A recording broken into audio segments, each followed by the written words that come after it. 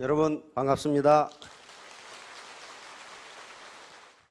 제가 애터미에 와서 150회 이상 강의를 했는데 강의의 내용은 일이관지 하나로 일관되어 있습니다. 그것은 바로 이 태도라고 하는 겁니다. 태도.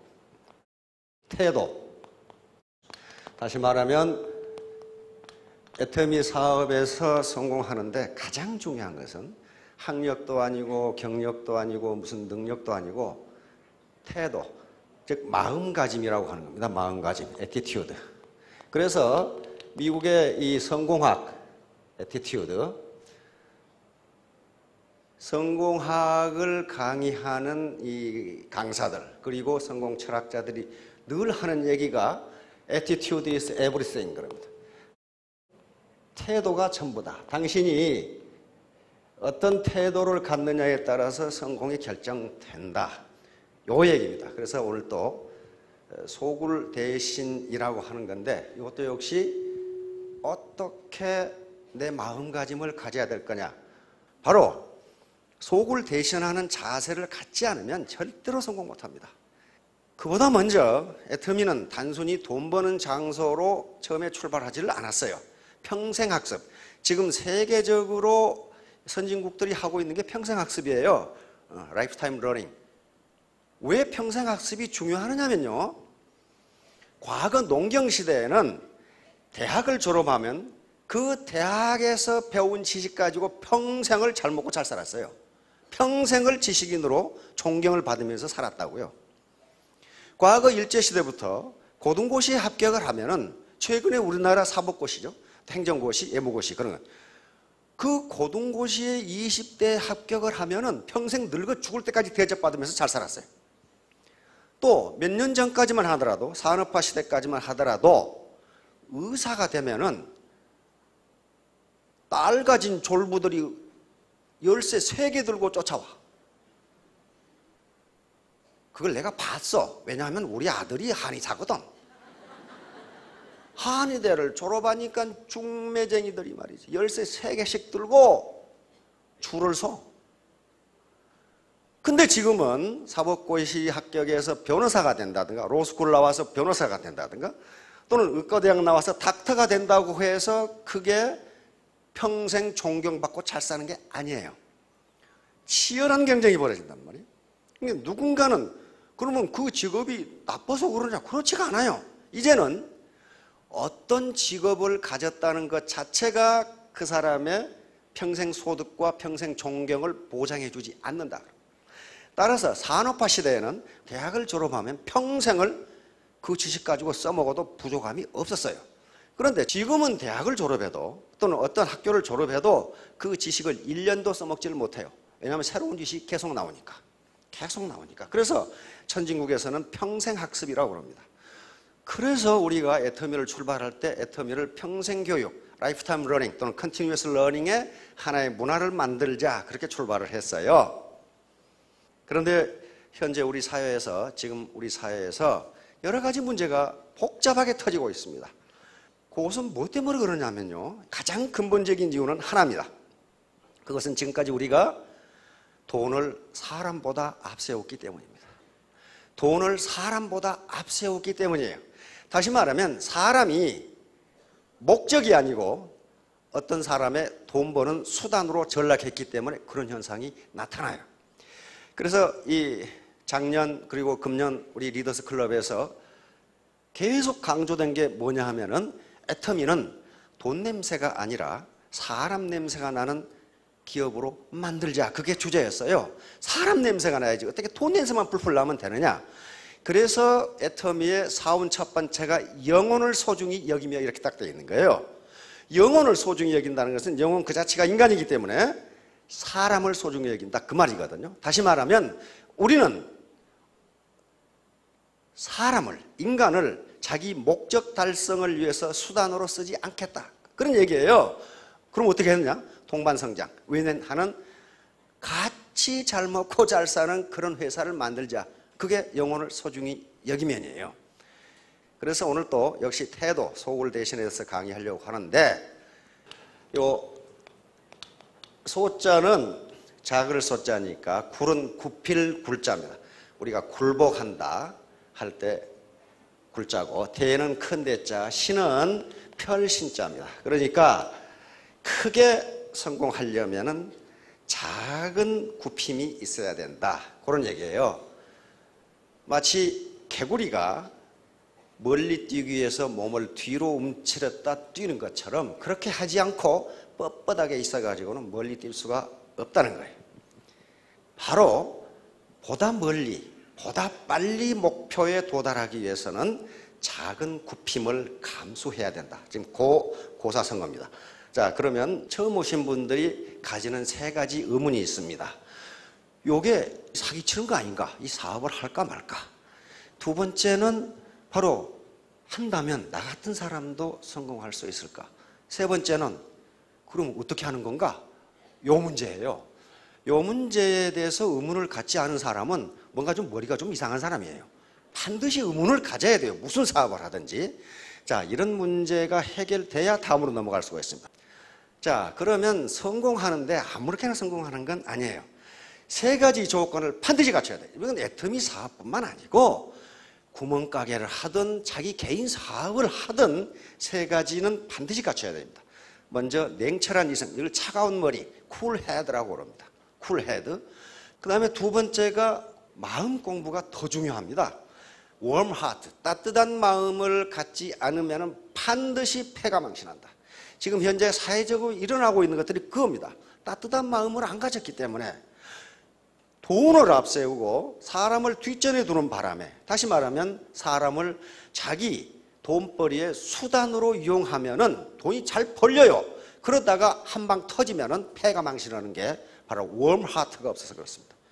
세 번째, 부지런한 손발. 이게 몸 공부입니다. 그래서 머리, 마음, 몸이 하나의 일체가 될 때 성공할 수 있습니다. 이제 차가운 머리는 합리적 판단 능력 또는 냉철한 이성이라고도 합니다.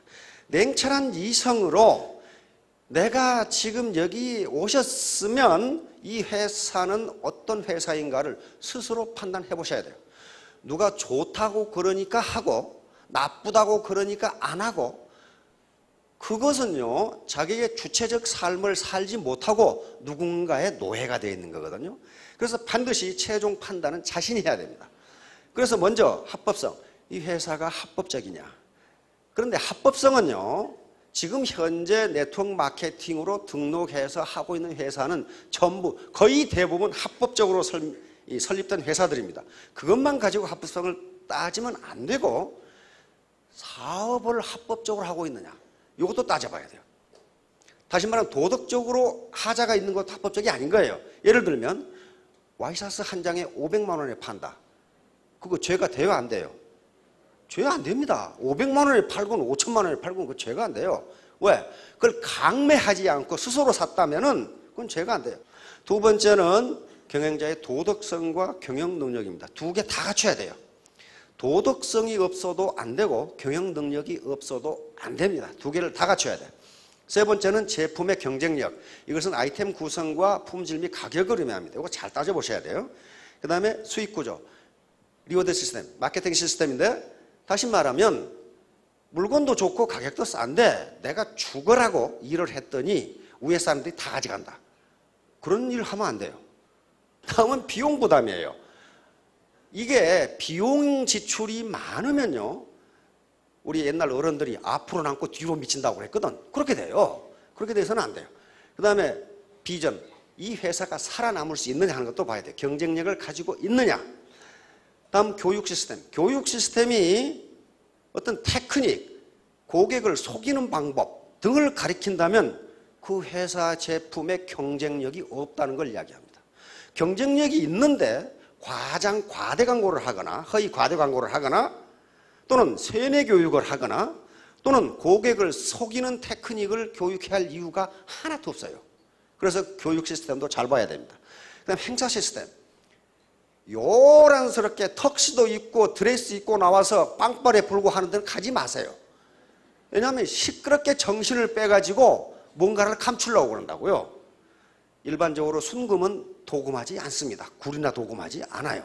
그래서 행사를 요란스럽게 하는데도 뭔가 좀 따져봐야 돼요. 동반성장. 우리 협력업체가 많은데 애터미만 돈을 버느냐, 애터미하고 협력업체가 모두 동반성장을 하느냐 하는 것도 따져봐야 됩니다. 자, 이런 것들을 개인적으로 따져봐서 오케이 하면은 이제 사업을 시작하셔도 됩니다. 자, 바로 그럼 따뜻한 가슴으로 판단해야 할 게 있어요. 이게 무지무지 중요합니다. 돈벌이가 되더라도 이게 옳은 일이냐 하는 걸 따져봐요. 내가 물건을 팔고 내가 돈을 버는 게 과연 옳은 일이냐, 다른 사람의 눈에 눈물 나게 해놓고 내 돈 버는 게 아니냐 한번 따져보란 말이에요. 두 번째는 보람이 있어야 돼. 보람 있는 일이냐 하는 걸 따져봐야 돼. 인간은 아무리 돈을 많이 준다 해도 보람 없는 일을 한 달 이상 하기가 힘들답니다. 미국에서 심리학자들이 이런 실험을 했어요. 이런 광고를 냈습니다. 모집을 선착순, 그것도 나이 불문, 성별 불문, 건강 불문, 학력 불문, 경력 불문. 그러니까 긴가민가 해서 사람들이 갔는데 진짜 선착순으로 뽑았어.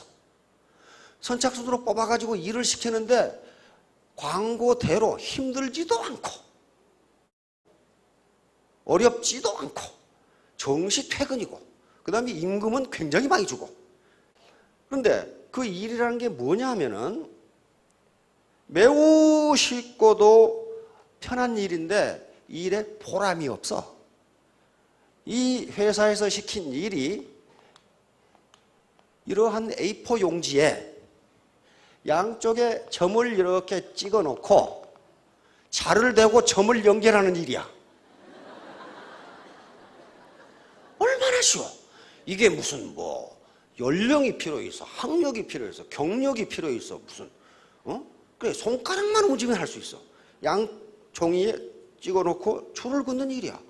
요거 땡 하고 하면 하루 1급을 빵빵하게 줘. 한 일주일 지나니까 감독한테 이거 왜 하는데요? 감독이 노트 만들고 있습니다. 이렇게 되면 노트 만들고 있습니다. 그러니까 노동자가 아니 그러면 처음부터 줄을 그것을 만들면 되지 왜 우리한테 그러라 그래? 이렇게 된 거야. 한 달 후에 한 놈도 안 남아요.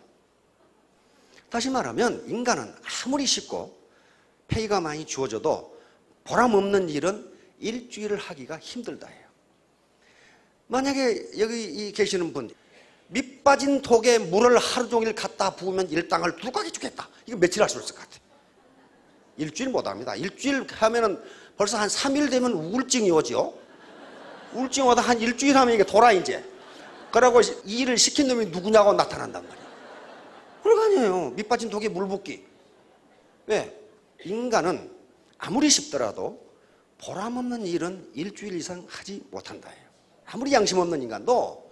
그러니까 이 애터미 사업이 보람 있는 일인가 하는 걸 따져보셔야 됩니다. 우보천리, 일확천금은 이게 지금 여러 가지 사고 나고 가라앉고 불타고 하는 게 그런 것 때문에 그래요. 빨리. 자, 지금까지는 그렇게 했더라도 우보천리, 소구름으로 천리가 한다. 소 그거 꾸역꾸역 가는데요. 소 가는 것 보세요. 절대 뒤로는 안 가요. 계속 앞으로만 가. 그러다 가다 보면 천리를 간다는 얘기예요. 자, 소굴 대신 음악은 조금 굽히고 크게 편다. 왜 이런 말씀을 드리냐 하면은 애터미 사업이 그렇게 쉬운 게 아니에요. 국민들의 인식이 매우 비우호적이에요. 다단계 사업에 대해서. 그래서 비우호적인 것은 뭐 때문에 그러냐? 고정관념 때문에 그렇거든요. 그러면 여러분들이 무엇을 가지고 그걸 혁파해야 되느냐? 작게 굽히고 성공하는 모습을 보여주면 돼요. 그러놓으면 그 사람이 따라오게 돼 있어요. 논리로 이기려고 하지 마세요. 왜냐하면 인간은 고정관념을 바꾸기가 매우 어려워요. 매우 어렵습니다. 이것은 잠욕구영이라는 말과도 똑같습니다. 다시 말하면 잠시 욕됨과 오랫동안의 영화예요. 이 말이 고전에는 많이 나옵니다. 예를 들면 유종원이라는 당송 8대, 당나라 사람인데요.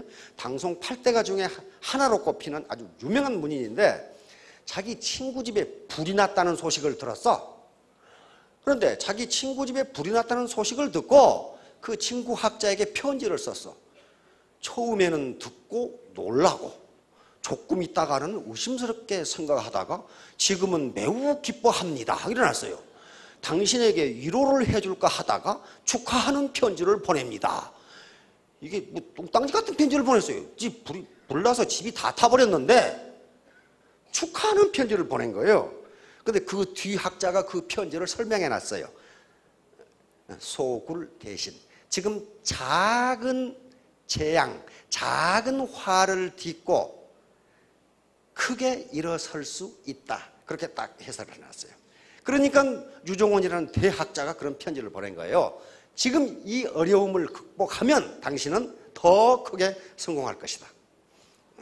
마찬가지로 이경동이라는 사람이 왕 옆에 왕 비서였어요. 이 사람이 황해도로 좌철을 당했어. 근데 조선시대 황해도가 문제가 많았답니다. 왜냐하면 거기에 도둑놈들이 많아, 도둑놈들이. 그런데 임금에 지금 같으면 청와대 비서실에 있다가 지방으로 좌천돼 버린 거예요. 제일 어려운 데로. 사람들이 이경동이 좌천됐다. 그러니까 다른 사람이 뭐라고 썼냐 하면 그건 모르는 소리다. 우리 임금님께서 저 사람의 능력을 테스트해 보려고 가장 어려운 데로 보낸 거다.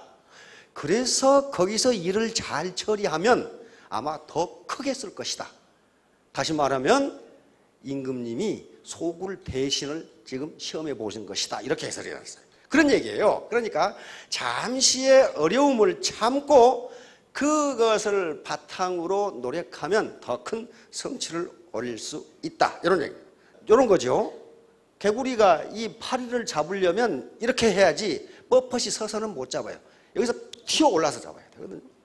마찬가지 올림픽 100m 스프린트에서도 이렇게 해서 뒤에 이 발판을 팍 차고 나가는 거지, 나는 굽히는 건 싫어, 뻣뻣이 서서 출발할래, 그러면 우승할 수가 없어요. 기록이 좋을 리가 없죠.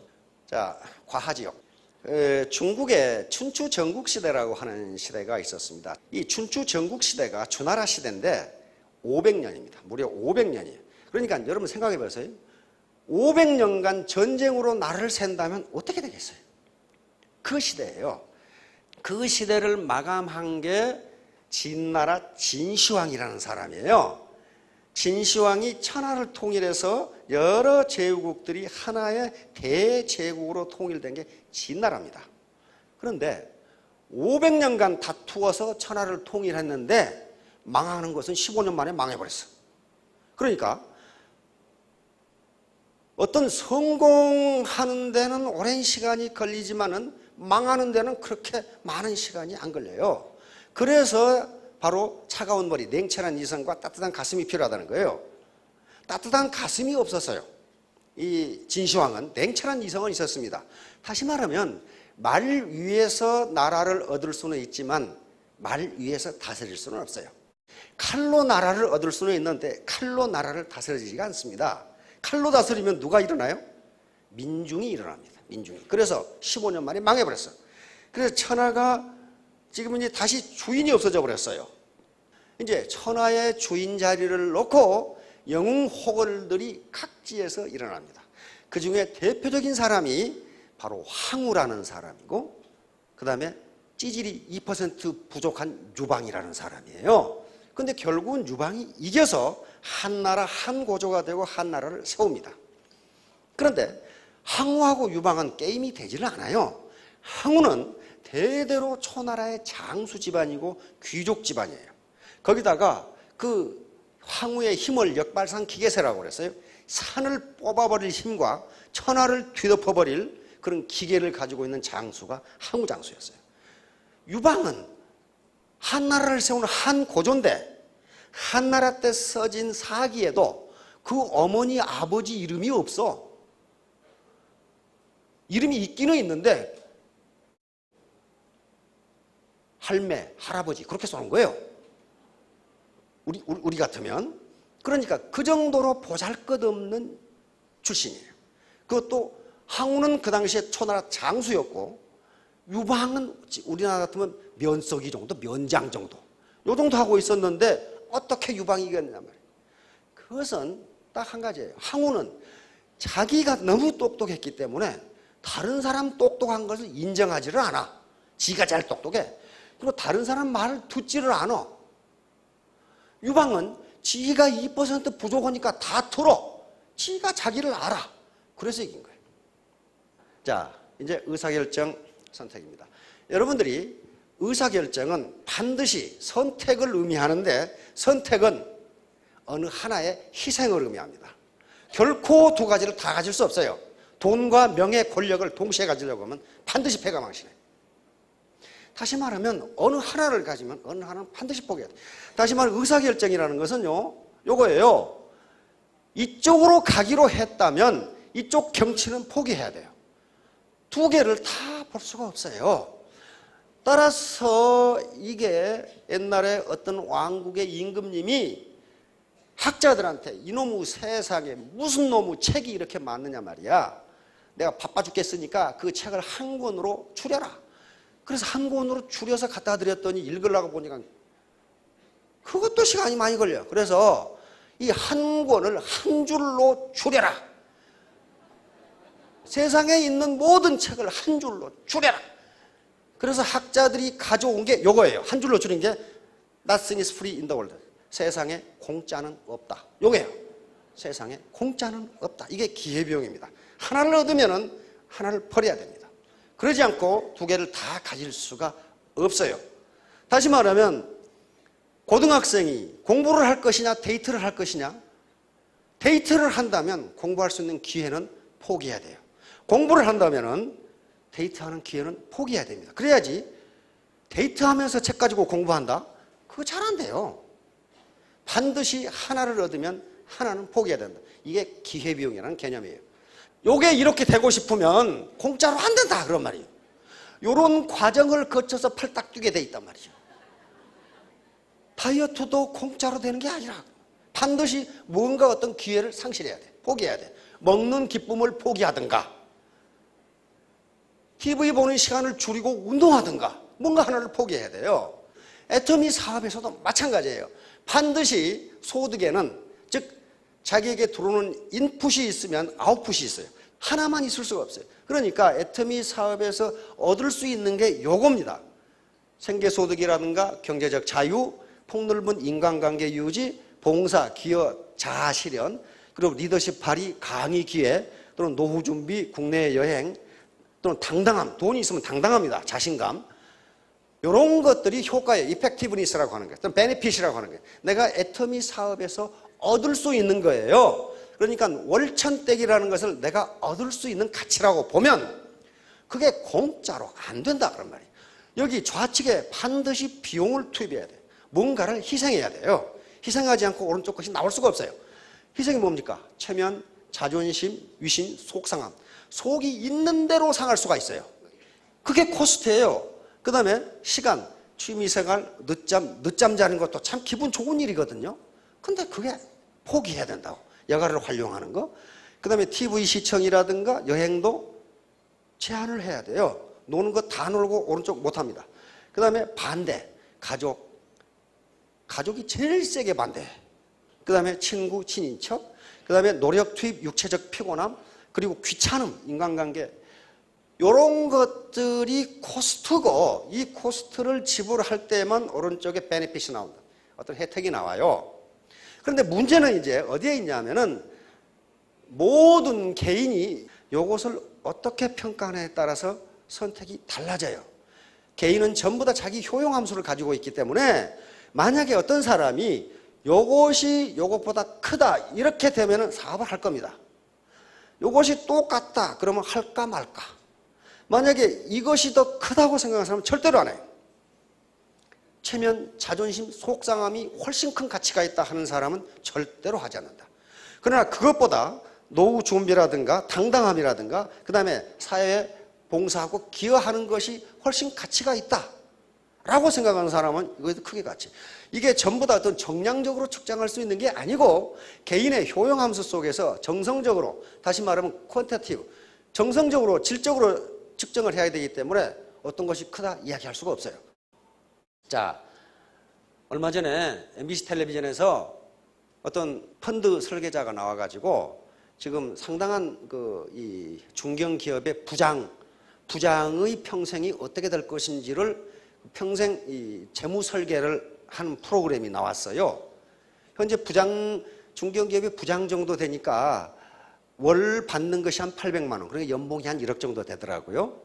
그런데 이 재무 설계사가 나와서 그 PD가 이분이 앞으로 어떻게 살아가겠습니까? 그러니까 저 말씀드리기 곤란한데요. 그러더라고. 그래서 왜 그렇습니까? 그랬더니 그 뒷골목에 그 폐지 줍는 영감님 있죠? 그렇게 살아갈 것 같은데요. 그게 딱 맞아요. 이 방법이 아니고는 이 양반은 살아갈 방법이 없다는 거예요, 앞으로. 왜? 지금 은행 대출해서 집 샀는데 원리금도 지금 많이 남아있고 부모님 살아계시고 아들 학교 다니고 어떻게 사냐. 저축한 돈은 없고 그런 얘기를 하더라고요. 그러니까 바로 효용함수의 주관성이 있지만은 효용함수를 평가할 때 장수시대라는 것을 고려해야 된다는 게 장수시대. 앞으로 60세에 정년퇴임해도 100세까지면 40년을 사셔야 되는데 40년을 사시면 30년을 이렇게 살아야 된다 이 말이에요. 지금 준비가 안 되면은 여기 무슨 말은 좋지 자원 여기 앞에 없어요. 자원 그 말은 고물상 그 말이에요. 지금 여기 할아버지들이 모여서 고물상 지금 차가 앞으로 가고 있는데 이렇게 기울어지고 있는데 차 잘 간다 그러고 있단 말이에요. 지금 이러고 있는 경우가 많아요. 현재 우리나라가 그렇습니다. 자, 결론 전거 후공입니다. 요 거자는 거만할 거자입니다. 거만할 때 거자고 공은 공손할 공자입니다. 전거 후공이라는 말은 전에는 나한테 거만하게 굴더니 왜 지금은 나한테 공손하게 구십니까? 그 말이에요. 이것도 사마천의 사기 소진열전에 나오는 이야기입니다. 바로 이때가 춘추전국시대 이때 이야기입니다. 이때 중국 역사에서 500년 동안의 혼란기니까 가장 치열한 전쟁이 벌어졌던 시기입니다. 이때 전국시대 7개 나라 전국 7웅이 남게 되는데 이쪽에 연나라 우리가 북경을 연경이라고 하는 게 이 연나라에서 나왔습니다. 조나라, 제나라 지금 산동반도죠. 위나라, 한나라, 초나라, 진나라 이렇게 남습니다. 그런데 소진이라는 사람은 요 진나라, 진시황의 진나라가 강력하기 때문에 요 진나라가 계속 동쪽으로 침공을 해오니까 소진이라는 사람이 요 6개 나라를 돌아다니면서 6개 나라가 이렇게 합종체계라고 그러는데 종으로 동맹을 맺으면은 진나라가 침공하지 못한다. 그 얘기예요. 그런데 그렇게 돌아다니는데 요 왕들이 말을 안 들어. 말을 안 들어서 코가 석자나 빠져가지고 고향에 왔더니 형수가 자기를 아주 개차반 취급을 해. 형수가. 그리고 동네 사람들도 전부 다 자식 말이야. 일은 안 하고 무슨 혓바닥만 가지고 돌아다니면서 그러니까 저 거지지. 심지어는 자기 마누라까지도 아주 남편을 우습게 생각을 해. 우습게 생각해가지고 소진이 드디어 화가 나가지고 1년 동안 틀에 박혀서 공부를 했어. 근데 1년 동안 병법 공부를 했는데 뭘 알았냐 하면은 인간의 심리, 지금 같으면 심리학을 알게 된 거예요. 사람을 설득하려면 어떻게 해야 하는 걸 알았어요. 그래가지고 단숨에 요 6나라를 동맹을 맺어가지고 진나라에 대항을 하니까 이게 합종책이 성공을 했어요. 성공을 해가지고 어떻게 됐느냐? 한 나라의 재상이 되기도 어려운 시대에 소진이라는 사람이 6나라의 재상을 겸합니다. 그러니까 국무총리를 6개 국가에 다 해 혼자. 이렇게 돼가지고 고향에 갔더니 자기를 그렇게 무시하고 거만하게 했던 형수가 얼굴을 못 쳐다봐 이렇게. 동네 사람들도 그렇고. 그래서 소진이 이상하게 생각해서 형수님 왜 그러십니까? 그러니까 왜 얼굴을 못 두고 그러십니까? 전에는 나한테 그렇게 거만하게 구시더니 그러니까 전에는 가람뱅이였고 지금은 돈도 많고 높은 사람이잖아요. 다 그래 다. 그러니까 여기서 소진이 한탄을 합니다. 나라는 사람은 그때나 지금이나 똑같은데 내가 없고 거짓 신세일 때는 나를 그렇게 구박하더니 내가 돈이 있고 높은 자리에 오르니까 모든 사람이 나를 두려워하는구나. 세상이 이렇구나. 그렇게 한탄한 게 전고후공이에요. 그러니까 소굴대신이라는 게 작은 굽힘이 없으면 큰 폄이 없다. 작은 수모를 참지 못하면 큰 성공도 없다. 그런 얘기로 받아들이시면 됩니다. 왜냐하면 이 네트워크 마케팅 사업이 그렇게 존경받는 사업이 아니에요. 그러나 그렇게 하려면 하고 나를 있는 대로 밟으세요. 나중에 후공하세요. 그러면 돼요. 후공하세요. 바로 태도가 중요합니다. 내 마음가짐의 태도는 무슨 돈이 들어가는 것도 아니고 내 마음가짐. 작은 태도의 차이가 큰 결과의 차이를 가져온다. 윈스턴 처칠. 당신의 재능이 아니라 당신의 태도가 당신의 위치를 결정한다. 재능 그 별 필요 없습니다. 애터미 사업에서는 1%만 있으면 돼요. 태도, 내 마음가짐, 내 낮아진 겸손. 마지막에 있죠. 겸손이 섬긴다. 요게 당신의 위치를 결정할 거다. 당신의 직급을 결정할 거다. 그다음에 당신의 인생에 맞게 상황을 조정할 수는 없다. 이 시대를 어떻게 조정할 거예요? 그러나 그 상황에 맞게 당신의 태도를 조정할 수는 있다. 태도는 마음가짐이다. 멘탈 애티튜드예요. 정신 자세, 마음가짐. 나쁜 태도는 펑크난 타이어와 같다. 만일 당신이 그걸 갈아끼지 않는다면 당신은 결코 아무 데도 갈 수 없다. 아무런 성공도 할 수 없어요. 태도를 안 바꾸면. 승리한 자는 포기하지 않고 포기한 자는 승리하지 못한다. 이건 아주 진리입니다. 그러니까 맨 처음에 우보천리가 요거예요. 우보천리. 계속 꾸역꾸역 가다 보면 천리를 갈 수 있다. 월천댁이 될 수 있다. 마지막으로 애티튜드.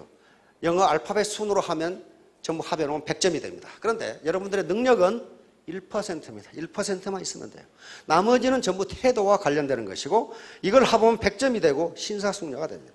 신사숙녀가 되면 반드시 성공하실 겁니다. 다른 거 없어요. 성공하는 사람은 리치, 부자라고 할 수도 있고 레비뉴, 소득이라고 할 수 있습니다. 멋있는 사람이 성공한다. 멋있는 사람이 부자가 된다. 자, 3년 후, 5년 후에 전부 크게 성공하시기 바랍니다. 감사합니다.